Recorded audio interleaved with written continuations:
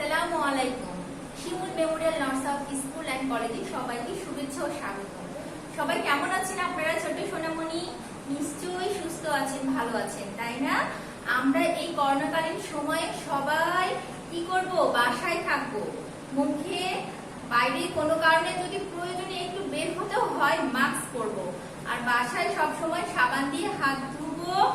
তারপরে কি করব? আমরা পুষ্টিকর খাবার খাবো, যা খেলে আমাদের শক্তি হবে, তাই না? আমরা কি কি খাবো? দুধ খাবো, ডিম খাবো, ফলমূল খাবো, শাকসবজি খাবো এবং কি করব? বেশি বেশি করে হাত ধুবো, তাই না? আমরা সবাই কিন্তু বাসায় থাকবো, কেউ বাইরে যাওয়ার জন্য কান্না করবো না। আমরা বলবো না যে আমরা বেড়াতে বের হবো, তাই না? এই সময় আমাদের একটু কষ্ট করে বাসাতে থাকতেই হবে, না হলে আমাদের বাইরে করোনার ভয় আছে, তাই না ছোট সোনামণিরা? হ্যাঁ, আমরা সবাই অনেক গুড বেবি, আমরা বাসাতেই থাকবো, ঠিক আছে? আজকে কি বার? আজকে রবিবার। আজকে আমাদের বিষয় গণিত, চারু ও কারুকলা, বাংলা এবং টয়সের ব্যবহারে খেলা। ছোট্ট সোনামণিরা, আমরা ক্লাস শুরুর আগে একটু মজা করে নিই।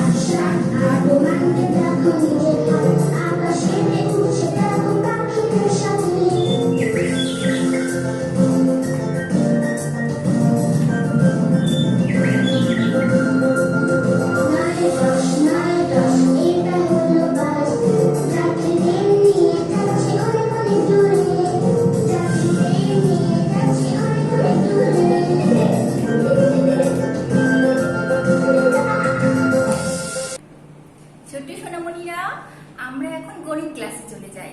আসুন তো দেখি আজকে কি আছে। আসুন আমাদের শীটটা দেখি। আমাদের শীটে এখন বানরগুলো গণনা করে দেখতে হবে যে কতগুলো, কোন সংখ্যাটি রং করব। দেখুন তো কয়টা বানর আছে? 1 2 3 4 5 6 7 8 9 10 11 12 13 14। 14 আমরা হচ্ছে 14টা বানর গণনা করে 14 সংখ্যাটি মনের মতো করে রং করব। তাহলে আমরা কত সংখ্যা রং করব? 14। 1 10 4 14। তাহলে কত রং করব ছোট সোনামণিরা? 14। 1 10 4 14। তাহলে আসুন আমরা এখন রং করে ফেলি। আমি এখন আজকে গোলাপি রংটা নিয়েছি, আপনারা চাইলে যে কোনো রং নিতে পারেন। প্রথমে আমরা 1 সংখ্যাটি রং করব, তারপরে 4 করব। প্রথমে 1-এর কি করব বলুন তো? হ্যাঁ ছোট্ট সোনামণিরা, আমরা বর্ডার দিব আগে। বর্ডার দিয়ে তারপরে আমরা রং করব। আগে সাইডের এই বর্ডারটা দিয়ে নিব। প্রত্যেকটা শীটে আমরা যা রং করব আগে বর্ডার দিব, তারপরেই আমরা রং করব। বর্ডার দেওয়া হয়ে গেলে তারপরে মাঝের অংশ রং করব। ছোট্ট সোনামণিরা, বর্ডার দেওয়ার সময় অবশ্যই লক্ষ্য রাখতে হবে রং দাগের বাইরে না যায়। যদি আমাদের রং দাগের বাইরে চলে যায় তাহলে আমরা ইরেজার দিয়ে মিশিয়ে নিব, তাই না? হ্যাঁ, আস্তে আস্তে রং করব। ছোট্ট সোনামণিরা, আপনারা রং করছেন তো? না রং করা শুরু করলে এক্ষুনি বসে পড়েন, আমার সাথে সাথে রং শুরু করে দেন। আমার সাথে সাথে আস্তে আস্তে রং করবেন খুব সুন্দরভাবে। এভাবে বোর্ড ঘুরিয়ে ঘুরিয়ে সুন্দরভাবে, যেভাবে আপনার সুবিধা সেভাবেই আপনি রং করবেন। এই যে আমার 1 বর্ডার করা হয়ে গেছে, এখন আমি 4 বর্ডার করে নিই। 2টা একবারে বর্ডার করে নিই, তারপরে মাঝেরটা রং করি। আপনি যদি চান তাহলে 1 বর্ডার করে মাঝে রং করেও করতে পারেন। আমরা যেভাবে পছন্দ সেভাবেই করতে পারবো, তাই না? হ্যাঁ, সুন্দরভাবে করছেন তো? আপনি যদি রং না করেন তাহলে কিন্তু আমি খুব মন খারাপ করব।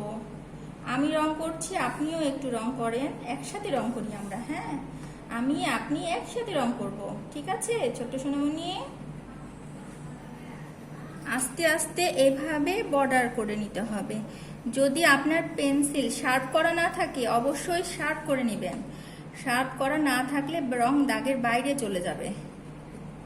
এই জন্য সুন্দরভাবে আগে শার্প করবেন, তারপরে আস্তে আস্তে এভাবে বর্ডার করবেন। তাড়াহুড়া করবেন না, আস্তে আস্তে সুন্দরভাবে রং করতে হবে। বেশি আমরা যদি তাড়াহুড়া করি তাহলে রং তো দাগের বাইরে চলে যাবে, তাই না? এই তো এখন মাঝে এই যে এটাও বর্ডার দিতে হবে।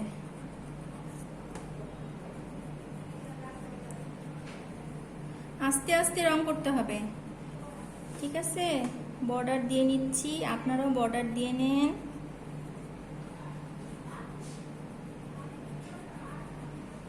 আস্তে আস্তে সুন্দরভাবে। এই তো আমার প্রায় হয়ে এসেছে। আপনাদের কি অবস্থা? হয়েছে তো? না হলে আস্তে আস্তে করতে থাকেন, ঠিক আছে? এই তো আমার দেখেন 1 এবং 4 দুটোই বর্ডার হয়ে গেছে। এখন আমি মাঝের অংশটা রং করব।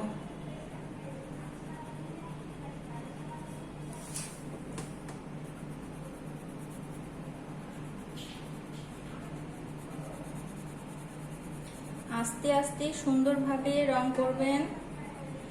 রং করার সময় আমরা কি খেয়াল রাখবো বলেন তো? রং যাতে গাঢ় হয়, মসৃণ হয় এবং ভরাট হয়। রঙের মাঝে সাদা ভাব থাকবে না।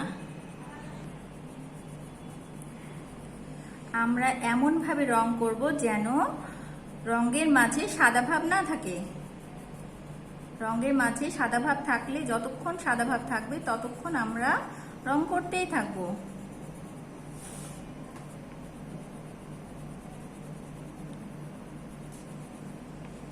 ছোট্ট সোনামণিরা রং করছেন তো সুন্দরভাবে? এই তো আমার রং প্রায় শেষ।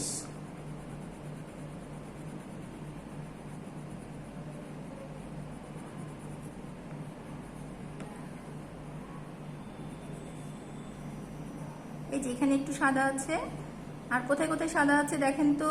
সুন্দরভাবে মসৃণ করতে হবে। যেখানে যেখানে সাদা থাকবে সেখানে সেখানে আমরা আর একটু মসৃণ করে দিব, ঠিক আছে? এই তো হয়ে গেছে, দেখুন তো। আমাদের 14 রং করা সম্পূর্ণ হয়ে গেছে। এখন আমরা ডট পূরণ করব। ডটে চলে আসি, আমরা বোর্ডে চলে আসি। ছোট্ট সোনামণিরা দেখুন তো আমাদের কি আছে। আমাদের 14 সংখ্যাটির ডটের ওপর দিয়ে হাত ঘুরিয়ে লিখুন। 1 10 4 14, 1 10 4 14। আমরা 14 সংখ্যাটির ডটের ওপর দিয়ে হাত ঘুরিয়ে লিখবো। ডটের ওপর দিয়ে পেন্সিলকে আস্তে আস্তে করে হাত ঘুরাবেন, যাতে যেন কি হয়, দাগের বাইরে না যায়। যদি দাগের বাইরে যায় আমরা ইরেজার দিয়ে মিশিয়ে ফেলবো। 1 10 4 14। আস্তে আস্তে সুন্দরভাবে ডট পূরণ করতে হবে। এরপরেরটাই চলে যায় 1 10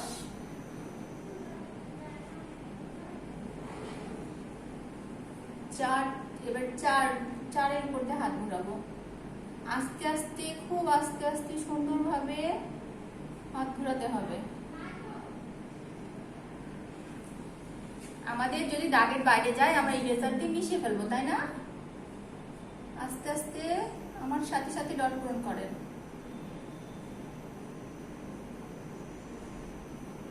1 10 4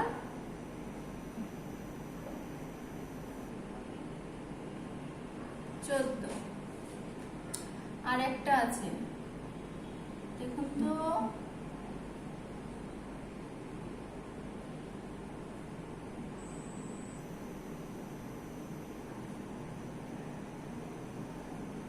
আমাদের 14 ডটের উপর দিয়ে হাত ঘোরানো সম্পূর্ণ হয়েছে। এখন আমরা 6 ও 7 এবং 8 সংখ্যা দুটি সঠিকভাবে পড়ে লিখব। 7 এবং 8 কোন সংখ্যা? 7 এবং 8। তাহলে আসুন তো আমরা লিখি 7। প্রথমে এইভাবে করে গোল করে এই দিক দিয়ে এই যে এইভাবে করে হাত বুলিয়ে নেবেন। আরেকটাকে লিখি এইভাবে করে হাত বুলিয়ে নেবেন। আরেকটা লিখি এইভাবে করে 7। এবার আমরা 8 লিখবো। সোজা টান দিয়ে এইভাবে করে ভাঁজ, এখানে একটু ভাঁজ, ঠিক আছে? এই যে এইভাবে। আরেকটা লিখি এইভাবে, আরেকটা লিখি এইভাবে করে 8। এখন আমরা এর আগে আমরা লিখেছি না 13 সংখ্যাটি ডটের উপরে হাত ঘুরিয়ে লিখেছি না, এখন আমরা এটা চর্চা করব। 1 10 3 13, আমরা 13 সংখ্যাটি ডটের উপর দিয়ে হাত ঘুরিয়ে লিখবো। 1 10 3 13, 1 10 3 13। আরেকবার 1 10 3 13। ছোট্ট সোনামণিরা, আপনারা আমার সাথে সাথে লিখছেন তো না? আমার সাথে সাথে ডট পূরণ করছেন না? হ্যাঁ, আমি জানি তো আপনারা ডট পূরণ করছেন। আপনারা অনেক গুড বেবি, যে এই জন্য আপনারা করবেন, তাই না?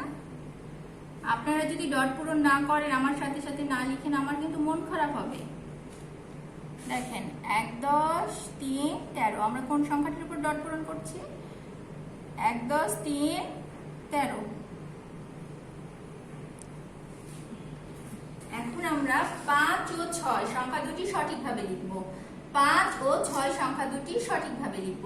আমরা এর আগে লিখেছি না, আজকে আমরা একটু প্র্যাকটিস করে নিই। আসুন, 5 এইভাবে, প্রথমে এভাবে ভাঁজ দিয়ে এই যে, আরেকটা লিখি এইভাবে আগে ভাঁজ দিব, তারপরে এইভাবে ভাঁজ দিয়ে এই যে 5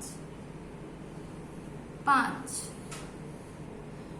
এখন 6 লিখব। 6 সোজা টান দিয়ে এই, আরেকটা লিখি 6, আরেকটা এই যে 6।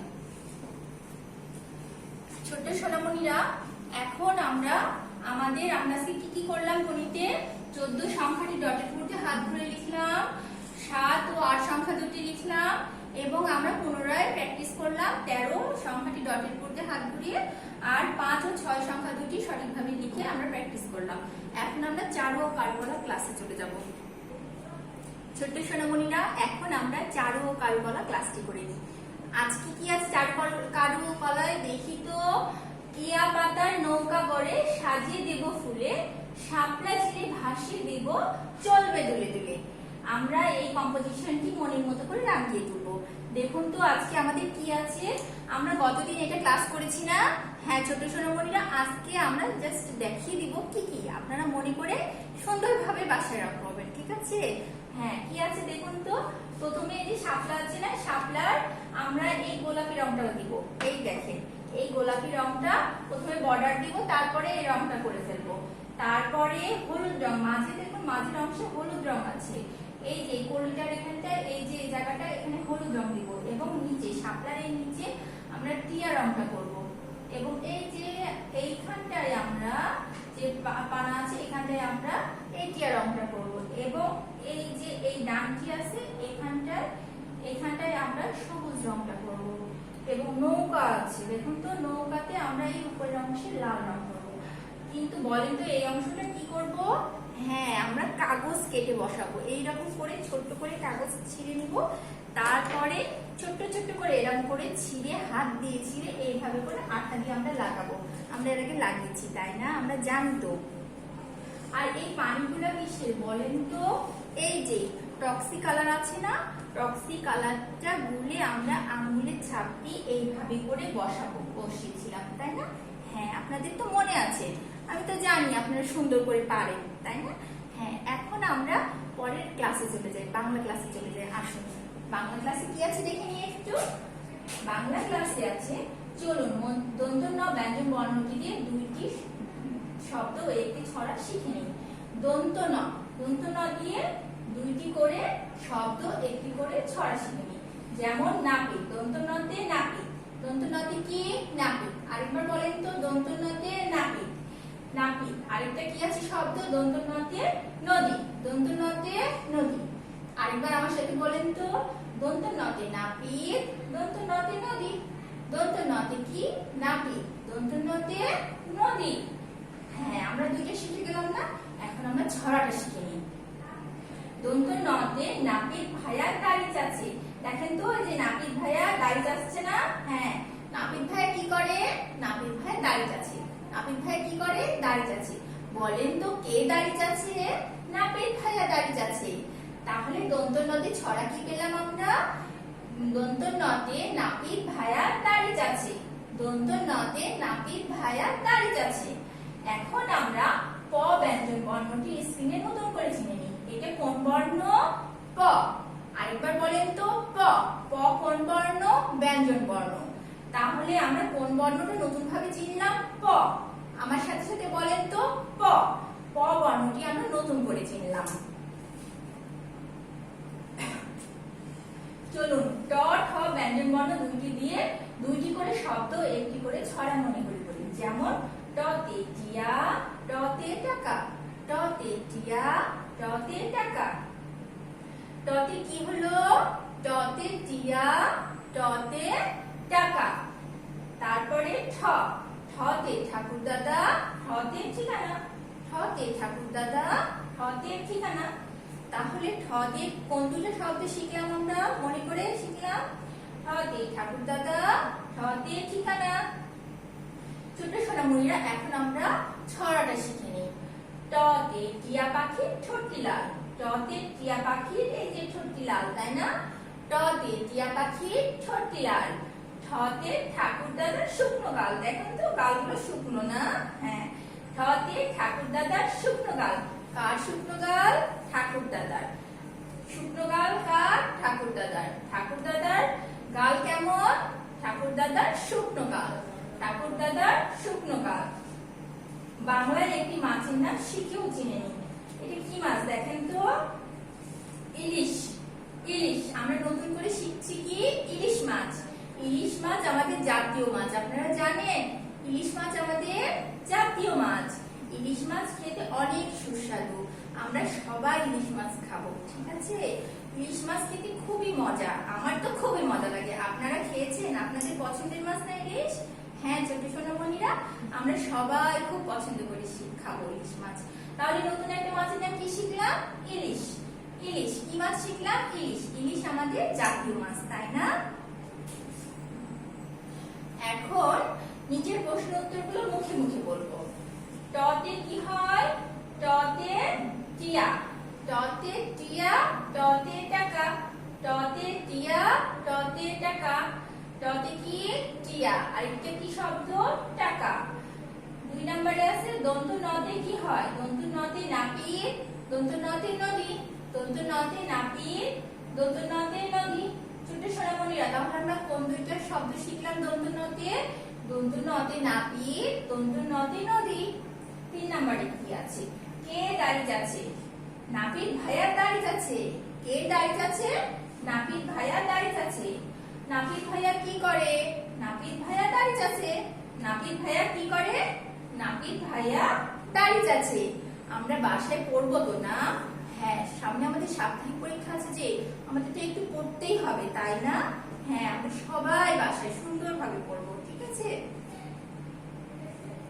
ছোট্ট সোনামণিরা, এখন আমরা আজকের বিষয় কি ছিল বলুন তো, মনে আছে?